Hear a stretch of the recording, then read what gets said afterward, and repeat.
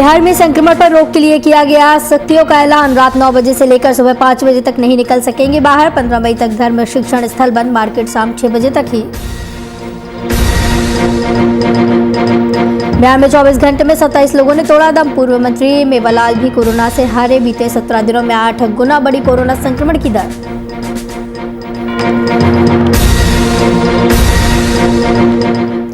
Corona संक्रमण को रोकने के लिए झारखंड सरकार का निर्णय। सीएम ने लिया school, college, training centre, anganwadi केंद्रों को बंद करने का फैसला। राज्य में होने वाली सभी परीक्षाएं अगले आदेश तक स्थगित। झारखंड में कहर बनकर टूट रहा कोरोना वायरस संक्रमण। बीते 24 घंटे में एक बार फिर 50 मौतों से राज्य में मचा हाहाकार। राज्य में की गई 3992 कोरोना संक्रमणों की पहचान। नमस्कार, वीआईपी न्यूज में आपका स्वागत है। आपके साथ मैं हूं आस्था श्रीवास्तव। संक्रमण की सुनामी, कोरोना महामारी का दहशत का एक बार फिर लोगों को सताने लगा है। दिल्ली, मुंबई, गुजरात, हिमाचल प्रदेश, पंजाब समेत अन्य राज्यों में परिवार का जीविकोपार्जन करने वाली प्रवासी मजदूर कोरोना महामारी की दहशत से फिर अपने घर लौटने लगी है। मजदूरों के मन में कोरोना का खौफ बना हुआ है। बीते 24 घंटे में बिहार में 76 लोगों की मौत हुई। मरने वालों में 23 पटना में, जबकि जिलों में 58 लोगों की मौत हुई। पटना के पीएमसीएच में 9 की, एनएमसीएच में 8 की, एम्स में 5 और आईजीआईएमएस में 1 मरीज की इलाज के दौरान जान चली गई। हालांकि स्वास्थ्य विभाग ने 27 मौतों की पुष्टि की है। तो वहीं देश के दूसरे राज्यों की तरह ही झारखंड में भी कोरोना संक्रमण के मामले लगातार बढ़ रहे हैं। पिछले 24 घंटे की बात करें तो राज्य में करीब 4000 नए पॉजिटिव मरीजों की पहचान की गई, जबकि 30 संक्रमितों की जान नहीं बचाई जा सकी। सिर्फ राजधानी रांची के 5 मरीजों की मौत हुई। इसके अलावा बोकारो, पश्चिमी सिंहभूम, रामगढ़, साहिबगंज, धनबाद, दुमका, पलामू और लातेहार में भी मरीजों की मौत हुई है। इन सब के बीच हेमंत सरकार ने कोरोना से निपटने की तैयारी तेज कर दी है।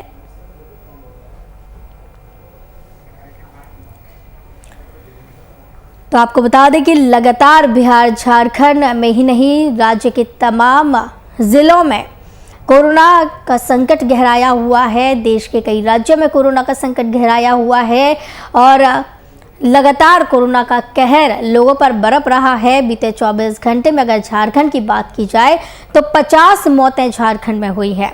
कहीं ना कहीं इस दौरान सरकार की तरफ से भी कमी देखने को मिल रही है। अस्पताल व्यवस्था की तरफ से कमी देखने को मिल रही है। कहीं ना कहीं जनता की तरफ से कमी देखने को मिल रही है।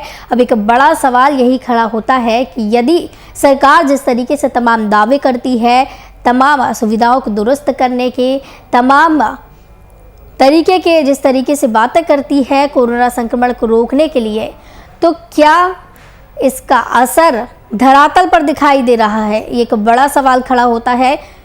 झारखंड में 24 घंटे की अगर बात करें तो 3992 नए कोरोना मरीज मिले हैं।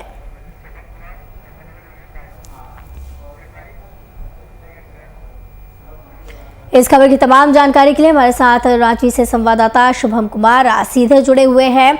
शुभम, जिस तरीके से बिहार, झारखंड में लगातार कोरोना का कहर बरप रहा है लोगों के ऊपर, 24 घंटे में 50 लोगों की मौत हुई है। लगातार देखा जाए तो जिस तरीके से कोरोना का विस्फोट हुआ है, रिकवरी रेट कम हो रही है और मौत की दर बढ़ती जा रही है।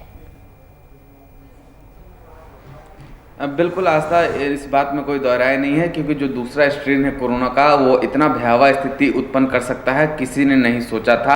और कह सकते हैं बिहार और झारखंड और पूरे राज्य में, पूरे देश भर में लगातार अब कोरोना अपना पैर पसारता हुआ नजर आ रहा है। बहरहाल अब देखना यह होगा कि इन स्थितियों पर नियंत्रण कैसे रखा जा सकता है, क्योंकि जो मौजूदा तस्वीर देखने को मिल रही है तो कहीं ना कहीं एक डर का माहौल जरूर बनता हुआ नजर आ रहा है और राज्य की जनता डरी सहमी जरूर है, क्योंकि इस बार का जो कोरोना संक्रमण दोबारा से लौटा है तो कह सकते हैं इसमें मृत्यु दर बहुत ज्यादा है। पहले की अपेक्षा एक बहुत अंतर है इस कोरोना में। तो इस बात को समझना होगा कि जिस तरीका से जो रफ्तार में देखने को मिली है तेजी, तो कहीं ना कहीं झारखंड भी अछूता नहीं है। झारखंड में भी आए दिन बढ़ते संक्रमण के मामले कह सकते हैं 1000 का आंकड़ा पार करते रहे। अगर आंकड़ों की बात करें आस्था, तो जिस तरीका से झारखंड में कल एक 1073 कोरोना संक्रमित मरीज पाए गए थे, जिसमें से 50 संक्रमित मरीजों की मृत्यु हो गई थी। तो आप समझ सकती हैं जो आंकड़ा दर्शा रहा है, तो कहीं ना कहीं एक डर का स्थिति और डर का माहौल बखूबी झारखंड में बनता हुआ दिखाई दे रहा है। और हेमंत सरकार, जो कि झारखंड के मुख्यमंत्री हेमंत सोरेन,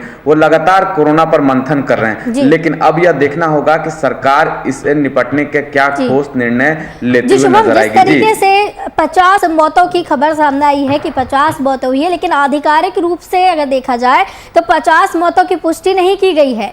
क्या आंकड़े छुपाए जा रहे हैं मौतों के?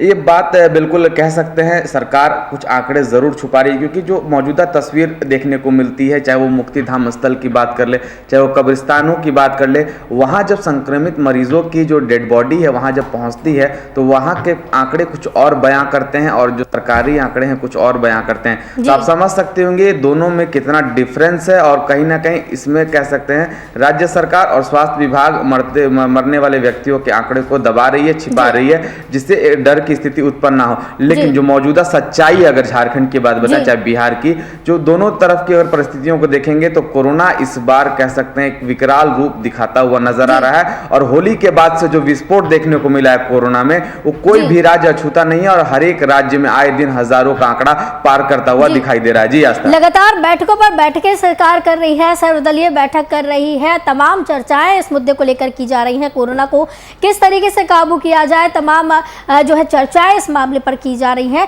लेकिन कहीं ना कहीं देखा जाए तो सरकार की तरफ से भी अभी पूरी तरीके से सख्त कदम नहीं उठाए जा रहे हैं, जिस तरीके से 2020 में जब कोरोना आया था तब उठाए गए थे। बिल्कुल आस्था, सरकार को अब कड़े कदम उठाने की आवश्यकता है और कह सकते हैं ये बेहद जरूरी है। अगर उचित समय पर सही कदम नहीं उठाए गए तो परिणाम आप समझ सकती हैं, परिणाम और भयावह हो सकता है, परिस्थितियां और भयावह हो सकती है। लेकिन जिस तरीका से झारखंड के मुख्यमंत्री हेमंत सोरेन लगातार कोरोना पर मंथन कर रहे हैं, विचार विमर्श किया जा रहा है, झारखंड के तमाम आपदा प्रबंधन से जितने भी जुड़े लोग हैं उनसे बातचीत की जा रही है, कैसे इस परिस्थिति पर कंट्रोल किया जाए, नियंत्रण किया जाए। लेकिन जो मौजूदा तस्वीर देखने को मिलती है, जिस तरीके से मुख्यमंत्री हेमंत सोरेन साफ तौर पे जिस सर्वदलीय बैठक में कहा कि अभी हम लॉकडाउन लगाने के फेवर में नहीं है, तमाम परिस्थितियों का आकलन करेंगे, उसके बाद ही कोई निर्णय लेंगे। जी शुभम, जिस तरीके से लगातार आंकड़े बढ़ रहे हैं, उछाल देखने को मिल रहा है, इतनी गंभीर परिस्थिति राज्य में बनी हुई है, लेकिन फिर भी सरकार कह रही है कि लॉकडाउन की स्थिति नहीं है, सिर्फ नाइट कर्फ्यू से काम चल जाएगा, ना ही वीकेंड कर्फ्यू लगाया गया है, ना ही लॉकडाउन लगाया गया है, जबकि काफी भयावह स्थिति देखने को मिल रही है।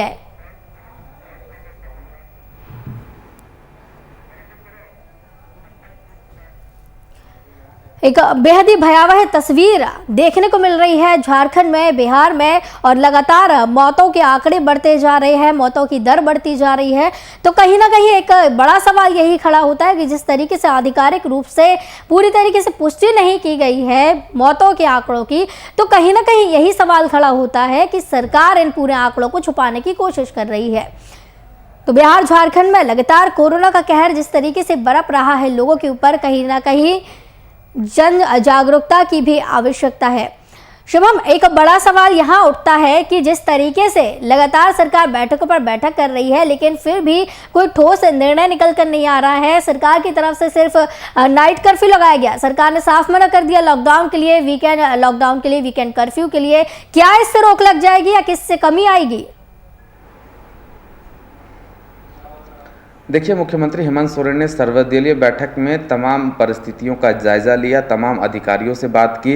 उसके बाद सर्वदलीय बैठक जब हुई, जिसमें कांग्रेस, जेएमएम, झारखंड की जितने भी राजनीतिक पार्टियां, भारतीय जनता पार्टी से लेकर वाम दल तक, इस सर्वदलीय जो बैठक हुई थी वर्चुअल माध्यम से, इस बैठक में सभी लोग उपस्थित थे। सभी लोगों ने अपनी राय को रखा। तो वहीं झारखंड के जो सत्ताधारी पार्टी जेएमएम के महासचिव सुप्रियो भट्टाचार्य ने सरकार से आग्रह किया है कि 3 दिनों का संपूर्ण लॉकडाउन लगा दिया जाए और 15 दिन का नाइट कर्फ्यू। तो आप समझ सकती हैं सभी लोग अपनी राय और प्रतिक्रिया देने में व्यस्त है। लेकिन सवाल यह है कि क्या राय और प्रतिक्रिया देने से कोरोना की जो स्थिति है वो नियंत्रण में आ सकती है, कोरोना पर रोकथाम करने के लिए क्या सफल हो सकती है सरकार? अब कहीं ना कहीं सरकार को कड़े कदम उठाने की जरूरत है। और कल जिस तरीका से झारखंड के मुख्यमंत्री हेमंत सोरेन ने तमाम मंत्रियों के साथ बैठक की और बैठक में महत्वपूर्ण निर्णय लिए गए हैं, जैसे कि तमाम स्कूल कॉलेजेस को बंद किया जाएगा। पहले कि जो गाइडलाइन बताए, जब कोरोना की जो दूसरी स्ट्रेन आई थी तो गाइडलाइन बनाए गए थे, शादी ब्याह के कार्यक्रम में 200 लोग से ज़्यादा लोग नहीं जा पाएंगे, श्राद्ध के कार्यक्रम में 50 लोग से ज़्यादा नहीं जा पाएंगे। लेकिन जी शुभम, आप हमारे साथ बने रहिए। हमारे साथ पटना से हमारे संवाददाता कुमार गौतम भी जुड़े हुए हैं। गौतम जी, जिस तरीके से झारखंड में जो गाइडलाइन बनाई गई है सरकार की तरफ से, सिर्फ नाइट कर्फ्यू लगा दिया गया है और लॉकडाउन या वीकेंड कर्फ्यू जैसे कोई भी कदम सरकार की तरफ से नहीं उठाए गए हैं। बिहार में भी ऐसा ही कुछ देखने को मिल रहा है। इतनी भयावह स्थिति होने के बावजूद भी सरकार के ऐसे निर्णय लेना कहां तक सही है? बिल्कुल, सभी विपक्षी पार्टी के वो भी यही सवाल पूछ रहे हैं कि आखिर सिर्फ रात में कर्फ्यू लगा देने से क्या इतनी बड़ी समस्या से निजात मिल पाएगी, जिसका जवाब बिल्कुल न दिख रहा है। क्योंकि जितने हालात इस वक्त गंभीर हैं बिहार के, अब राजनेताओं के मौत के मरने का सिलसिला शुरू हो गया है, बड़े बड़े लोग मर रहे हैं। ऐसे में कोरोना के इस भयावह स्थिति के बीच में सबसे बड़ा सवाल है कि आखिर मुख्यमंत्री ने लॉकडाउन का निर्णय क्यों नहीं लिया। क्योंकि एक तो समय बीतता जा रहा है, एक सप्ताह से ज्यादा का वक्त बीत गया जब आप कई ऐसे बड़े समारोह में खुद राजनेता भाग ले रहे थे, नेता भाग ले रहे थे। कोरोना की गाइडलाइन की धज्जियां उड़ाने वाले आज इन नेताओं को सोचना होगा, समझना होगा कि आखिर कोरोना की वजह से इतनी भयावह स्थिति है, बावजूद इसके इलेक्शन का दौर हो गया। इलेक्शन के बाद आप देखिए अलग अलग पार्टी के नेताओं का मिलन समारोह हुआ। तो कई ऐसी चीजें हैं जो इस चीज के लिए जिम्मेवार है। और जब बारी आम लोगों की आती है, जब आम लोग इससे परेशान हो रहे हैं, आम मरीज अब भर्ती नहीं लिए जा रहे हैं अस्पताल के अंदर, तो अब तकलीफें बढ़ती जा रही है। और ऐसे में सरकार ने सिर्फ रात के वक्त, रात 9 बजे से लेकर सुबह 5 बजे तक के वक्त पे सिर्फ कर्फ्यू लगाई है। तो सवाल यही है कि क्या इस कर्फ्यू लगा देने से क्या ये जो कोरोना का कहर है वो कम होगा? सरकार को जल्दी फिर कुछ ना कुछ सोचना पड़ेगा। लेकिन इतना जरूर है कि समय बीतता जा रहा है, कोरोना अपना पैर पसारता जा रहा है, अस्पताल में बड़े बड़े लोग अब इस कोरोना की चपेट में आ रहे हैं। तो कुल मिलाकर स्थितियां बहुत गंभीर है। आप देखिए कि सिर्फ राजधानी पटना में 27 मौतें होती है। तो आखिर इन मौतों के अभी थोड़ी देर पहले की मैं वीआईपी न्यूज पे खबर ब्रेक कर रहा हूँ कि पटना के सबसे प्रतिष्ठित माने जाने वाले ज्योतिषाचार्य जो दीपक मिश्रा हैं, उनकी खबर आ रही है कि उन्होंने कोरोना से दम तोड़ दिया है, कोरोना की वजह से उनकी मौत हो गई है। बहुत ही जाने माने ज्योतिषाचार्य हैं दीपक मिश्रा, जो कंकड़बाग में रहते थे और मुंगेर के रहने वाले थे, बहुत ही प्रतिष्ठित थे। लेकिन कोरोना ने उनको भी नहीं छोड़ा। तो कहने का मतलब है कि मौत का जो आंकड़ा है वो लगातार बढ़ता जा रहा है, लेकिन सरकार या प्रशासन या स्वास्थ्य महकमा जी बिल्कुल गौतम जी, बिल्कुल किसी को देखकर मौत नहीं आ रही, किसी को देखकर कोरोना नहीं आ रहा है। इसमें जिस तरीके से आपने भी बताया है कि जो प्रसिद्ध ज्योतिषाचार्य हैं उनकी कोरोना से मौत हुई है और विधायक की भी मौत हो रही है, मंत्रियों की भी, सभी लोगों को कोरोना कहीं ना कहीं हो रहा है। तो कोई जान पहचान, कोई सोर्स, कुछ भी काम इस दौरान नहीं आ रहा है। बिल्कुल, देखिए चीजें इतनी पैनिक होती जा रही है, स्थितियां इतनी भयानक होती जा रही है क्योंकि अचानक से कोई निर्णय नहीं लिए जाते। मुख्यमंत्री सर्वदलीय बैठक करते हैं, राज्यपाल सर्वदलीय बैठक बुलाते हैं, मुख्यमंत्री 38 जिलों के जिलाधिकारी से बात करते हैं, एसपी से बात करते हैं, लेकिन ये सिर्फ और सिर्फ एक प्रशासनिक मीटिंग होती है, हाई लेवल मीटिंग होती है। लेकिन अभी भी जो आंकड़े मौत के आ रहे हैं बिहार के अंदर अलग अलग शमशान घाटों से, वो बिल्कुल चौंकाने वाले हैं। सुबह से कम 8 से 10 लोगों की मौत अलग विभिन्न अस्पतालों में हुई है। अब ये आंकड़े शाम तक उपलब्ध हो पाएंगे, लेकिन पिछले 24 घंटे में 27 से ज्यादा मौतें ये बताती है कि स्थितियां कितनी नाजुक है। ऐसे में हर उम्र के लोगों को एहतियातन अब जरूरी कदम उठाने होंगे। लेकिन सरकार ने जो निर्णय लिया है उस निर्णय के मुताबिक सुबह 5 बजे से लेकर के रात 8 बजे तक, आप 9 बजे तक आप बाहर रह सकते हैं। लेकिन इसी पर खास पाबंदी होनी चाहिए थी जो भीड़ भाड़ वाले इलाके। शुभम जी, कुमार गौतम जी के द्वारा एक सवाल उठाया गया था चुनाव को लेकर कि जो नेता है, जो मंत्री है, वो चुनावों में खुद भाग ले रहे थे लेकिन जनता को घर में बैठा के रखा था। मधुपुर में भी उपचुनाव हुए थे, मधुपुर में भी कोरोना गाइडलाइन की धज्जियां उड़ाई गई थी। वहां के अगर आंकड़ों की बात करें तो कितनी तेजी से आंकड़े बढ़ रहे हैं?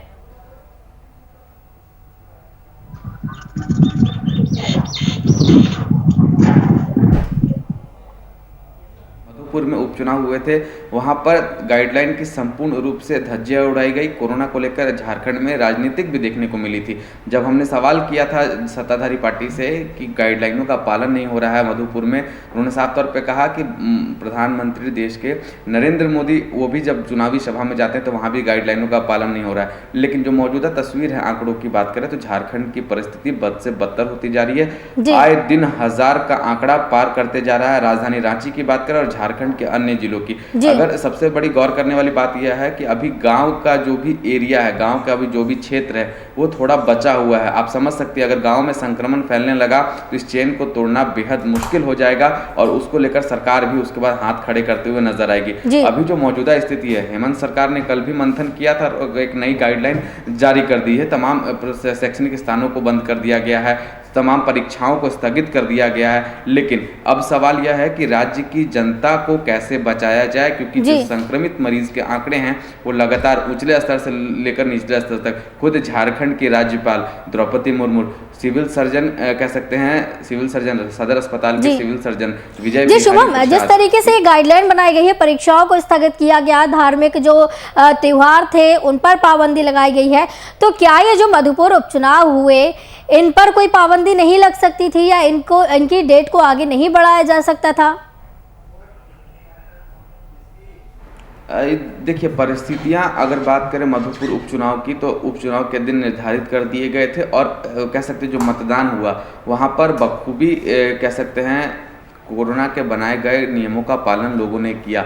अभी फिलहाल मधुपुर की जो तस्वीर है कोरोना को लेकर के उतनी नहीं बढ़ती हुई है, नियंत्रण में स्थिति है। लेकिन राजधानी रांची की बात करें और हेमंत सरकार को इस पर जरूर सोचने की ज़रूरत थी। जब मधुपुर में उपचुनाव हो रहे थे उस समय वो चुनाव प्रसार में व्यस्त थे, जिसका खामियाजा है कि आज जो परिस्थितियां हैं झारखंड की वो बद से बदतर होती जा रही हैं और झारखंड में संक्रमित मरीजों की संख्या दिन प्रतिदिन बढ़ते जा रही है। अब एक सबसे महत्वपूर्ण सवाल यह है कि अब जो स्थिति बिगड़ चुकी है उस पर अगर जल्द से जल्द काबू नहीं पाया गया तो और स्थिति भयावह हो सकती है और लोगों की जाने जा सकती है। जी गौतम जी, शुभम जी के द्वारा बिल्कुल सही कहा गया है कि अगर स्थिति को कंट्रोल में नहीं किया गया है तो बेहद ही भयावह और भी ज्यादा ये स्थिति हो सकती है। जिस तरीके से आंकड़े बढ़ रहे हैं, जिस तरीके से मौतों की दरें बढ़ रही हैं, बिहार में नीतीश सरकार, झारखंड में सोरेन सरकार को कड़े निर्णय लेने की इस पर आवश्यकता है।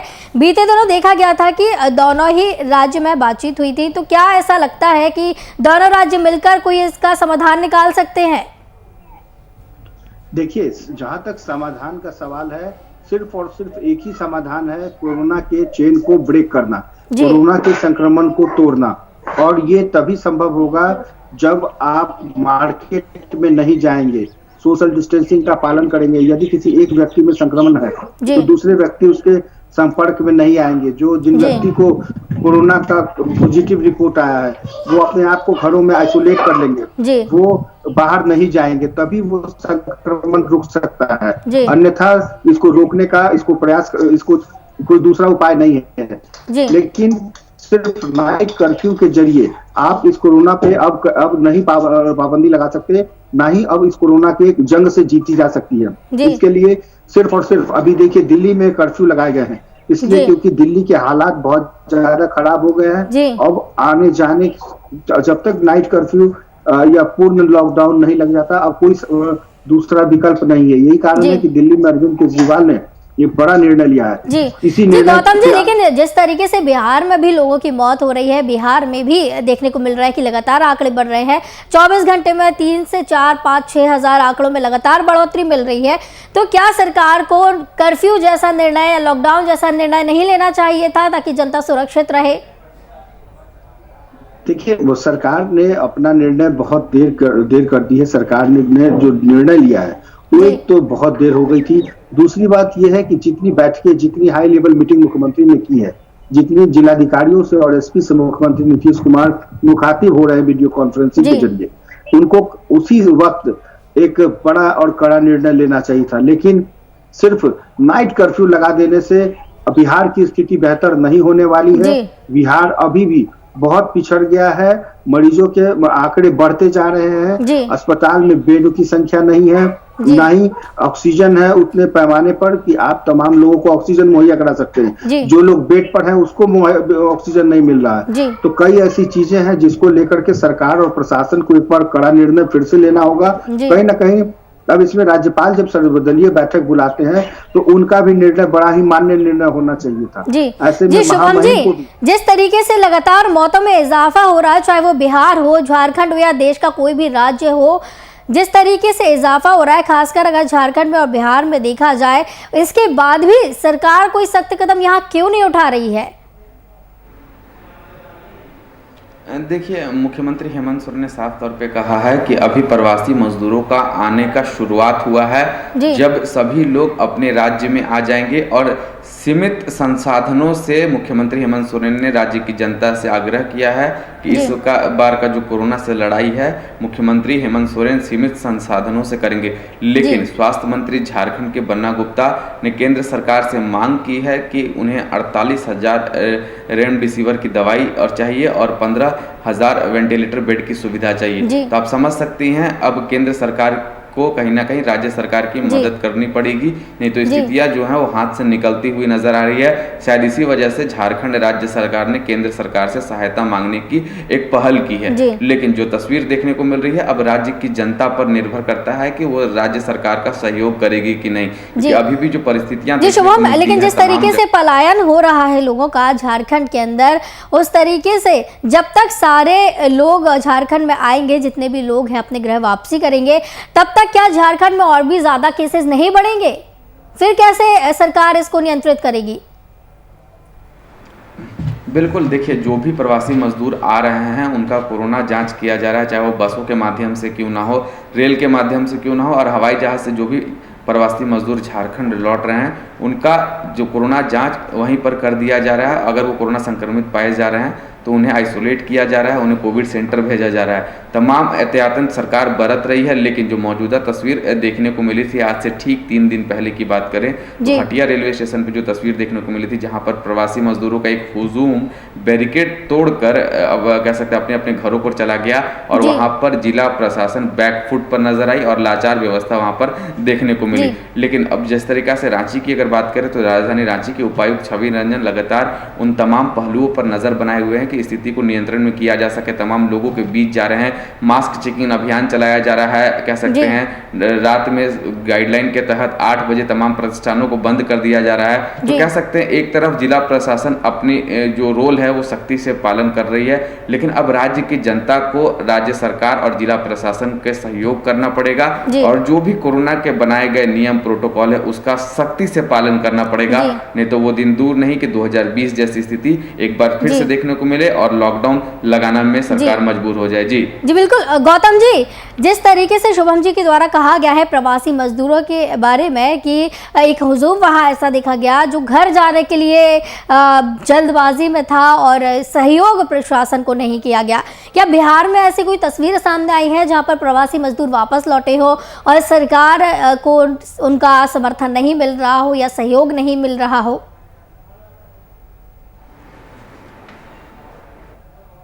बड़ी बात है वो है सिर्फ कोरोना के मरीजों को लेकर के। जहां तक सवाल है पलायन कर रहे हैं मजदूर जो बिहार आना चाहते हैं या जो बिहार आ रहे हैं, उसमें सबसे ज्यादा संख्या महाराष्ट्र और दिल्ली से आने वाले मजदूरों की है। बिहार सरकार ने, मुख्यमंत्री नीतीश कुमार ने कल अपने 45 मिनट के प्रेस कॉन्फ्रेंस में 5 बार से ज्यादा ये कहा कि जो बिहार आना चाहते हैं उनका स्वागत है और जल्द ही वो बिहार वापस आ जाए। यानी कि स्थितियां उनको पता है कि क्या होने वाली है। ऐसे में मुख्यमंत्री नीतीश कुमार ने साफ तौर पे कल ये आह्वान किया, अपील की है कि जो लोग बिहार से बाहर है अगर वो बिहार आना चाहते हैं तो जल्दी से आ जाएं। यानी कि ये जो समय है, जहां जो राजनीतिक समझ है, उस समझ के हिसाब से ये कह सकते हैं कि अगर वो जल्द वापस आ जाएंगे तो लॉकडाउन लगाया जा सकता है आने वाले। तो कहीं ना कहीं सरकार की तरफ से संकेत दे दिए गए हैं कि जल्दी अपने अपने घर वापसी करें, फिर से लॉकडाउन लगाया जा सकता है। बिल्कुल आपने ठीक कहा कि अगर जल्द से जल्द पहले बुला लिया जाए और उसके बाद एक स्थिति ऐसी हो जाएगी कि 15 दिन या एक सप्ताह के अंदर ही सरकार कहेगी कि अब हम मेरे पास सिर्फ और सिर्फ एक ही विकल्प है, लॉकडाउन। तो तब जाकर के ये ऐसी संभावना जताई जा सकती है। लेकिन जी शुभम जी, क्या फिलहाल सरकार के पास आखिरी जो ऑप्शन बचेगा, आखिरी जो काम बचेगा करने के लिए, अगर कोरोना संक्रमण नहीं रुकता तो क्या वो लॉकडाउन होगा? बिल्कुल, परिस्थितियों को देखते हुए ये तमाम लोग भी अब कह रहे हैं, राज्य की जनता भी सरकार से मांग कर रही है कि परिस्थितियां हाथ से बाहर होती जा रही है, लॉकडाउन लगाने की आवश्यकता है। और इसी वजह से राजधानी रांची में तमाम जो कह सकते हैं जो व्यापारी संघ के लोग हैं वो लगातार अपनी दुकानों को बंद करके स्वतः लॉकडाउन का ऐलान कर दिया उन्होंने। और राज्य की जनता से वो भी अपील कर रहे हैं कि उनका सहयोग करे। और राजधानी रांची के हर चौक चौराहों पर आपको कह सकते हैं व्यापार संघ के द्वारा लगातार कतार में दुकानें और सेल्फ लॉकडाउन का नजारा बखूबी राजधानी रांची में देखने को मिल रहा है। सड़कें सन्नाटा में तब्दील होते हुए अब धीरे धीरे नजर आ रही है। जी तो कहीं ना कहीं व्यापारियों की तरफ से भी सरकार को सहयोग मिल रहा है, लोग भी सरकार को सहयोग कर रहे हैं। बिल्कुल बिल्कुल, व्यापारी वर्ग के लोग अब सहयोग कर रहे हैं और सरकार से ये लगातार मांग की जा रही है कि सरकार अविलंब 10 से 15 दिनों का लॉकडाउन लगाए। और जी बिल्कुल, सरकार से लोग मांग कर रहे हैं अब कि लॉकडाउन की स्थिति जैसे आ रही है तो लॉकडाउन लगाया जाए। बहुत बहुत धन्यवाद। रांची से संवाददाता शुभम कुमार हमारे साथ जुड़े हुए थे और पटना से संवाददाता कुमार गौतम हमारे साथ जुड़े थे इस खबर की तमाम चर्चा के लिए।